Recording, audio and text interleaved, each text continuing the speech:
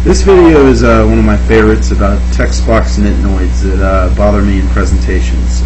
So we're going to go through each one of these 4 examples here, and as I think of others, I'll add on a future post of what's wrong with each text box. So I like to call a hanging word. Let's say you're listing things out, but your word is hanging off the end. Well, there's 2 ways of approaching it depending on the animations or the objects in the presentation. You can either, 1, expand the text box to bring it to 1 line. You can shrink the text if typically you need to look at the rest of the text in the slide to make sure that it's uniform. But you know, I'll never leave hanging words. It's hard to read, and it's not very professional. And also, another thing I usually like to do in text boxes is provide a border. So similar to the previous lesson on providing borders on pictures, here we'll put an outline on this text box. You can play around with the weight.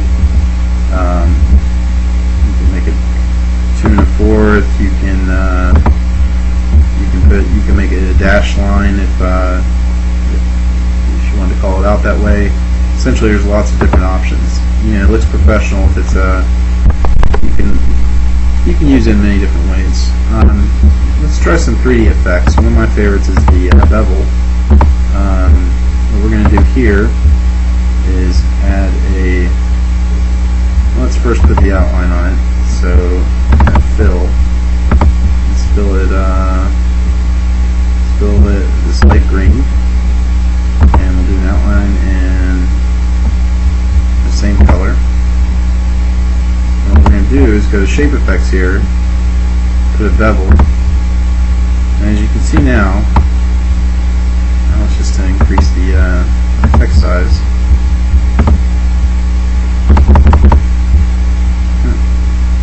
Not what I wanted to do. Click on the entire object.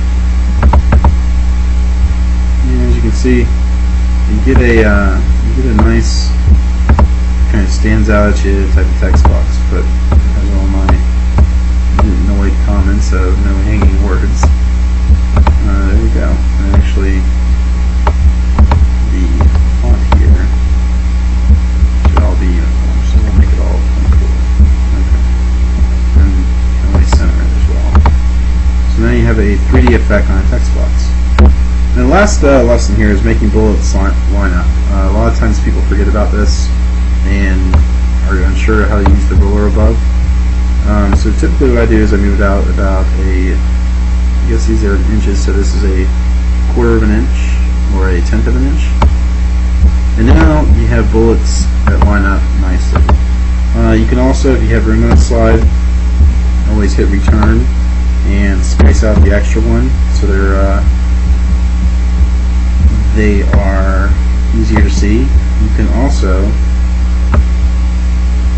let's see, move these farther away from the actual bullets so they stand out. So there's lots of things to do, but it always looks a lot nicer when you have a bulleted list and you line them up correctly.